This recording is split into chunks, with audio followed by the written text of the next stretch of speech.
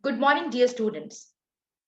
In the previous class, we had discussed about the barriers of entrepreneurship and we have identified the fears related to entrepreneurship.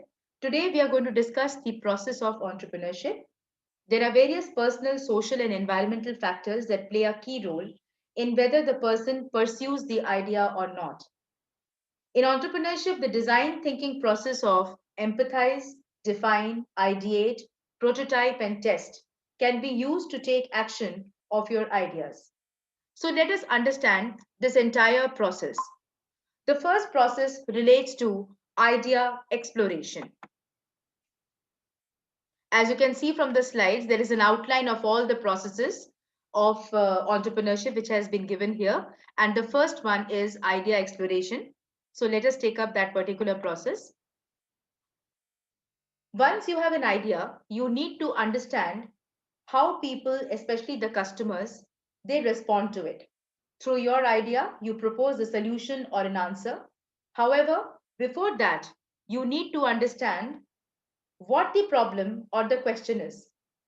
So, in order to understand that particular problem, you have to basically talk with people, right? The customers, basically the potential customers, and other people who can or will be affected if the idea turns into business.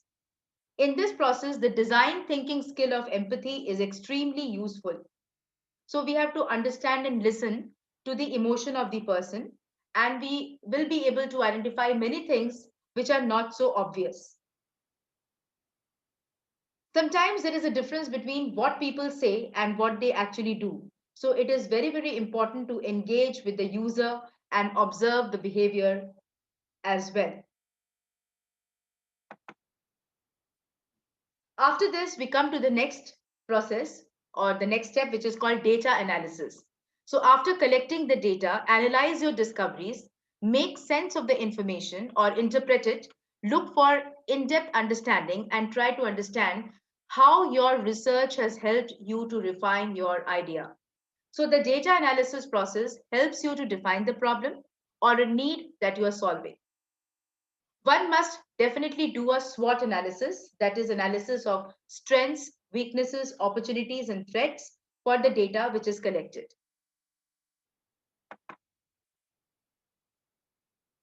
Next is idea development. After analyzing the data and synthesizing the data, you have a clear picture regarding the prospects of your business idea. Now, you need to challenge the assumptions that you have made when you came up with the idea and refine it further. You must pivot from your original idea and find other interesting understandings about customer problems, or your research might show that your assumptions about customers' needs are turning out to be true. So, in the first case, you start to build on the insight that you have gained, and then you move deep into it by interacting with more people, and then you can do a brainstorming session to solve the problem. So then you can start thinking about solutions and build a model or a prototype of your solution. After this, we come to the stage of experimentation, where you conduct small experiments to get the customer feedback by giving them understanding of what your product or service would look like these. For example, a business idea trying to solve the problem of children being scared of hospitals, doctor clinics, medicines, and injections showed an animated video in which the injection and medicines are talking to the child and playing around the doctor to all the children that visited a doctor's clinic in a day and recorded their responses. These experiments help you to improve your initial prototype or model and keep improving it, taking into account customer feedback till you reach your final prototype.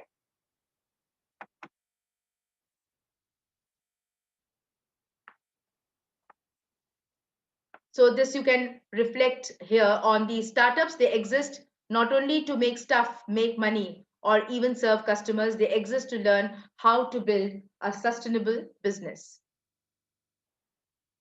This learning can be validated scientifically by running frequent experiments that allow entrepreneurs to test each element of their vision. Having done all this, we need to come to the next stage, which is business plan or a business planning. Business plan is a written document that outlines the future activity or an existing or proposed business venture. After conducting multiple market tests, you must have collected the evidence of a number of users that used your product or service and showed likeliness to use, or the revenue generated if you have made any kind of sales or took any kind of pre-orders. Having this helps you to conclude and prove that there is a demand for your business idea and it can be done in a viable way. Now you develop your final product or service and start planning different functions of your business. You can identify the resources you would need for each business function to turn the idea into a business venture. The business plan, as I told you, is a written document which consists of an executive summary, a market analysis, business description, details of the product, marketing and sales operation, etc. So you can check the format of a business plan from this particular slide. The next stage is marshalling resources and financing.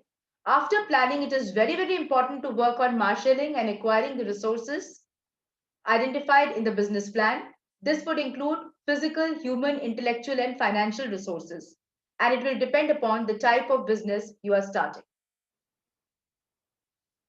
Having done all this, now you are ready to launch your startup. In the initial stage, you can hire more people, develop a customer base, build a network, adjust the marketing and operation business plan, and also start dealing with uncertainties. One of the most effective ways to promote your business during and after the launch is to talk the most about your business wherever you go.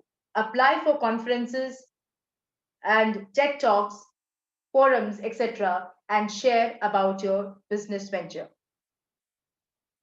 So that's all for today. In the next class, we will take up the concept of business planning.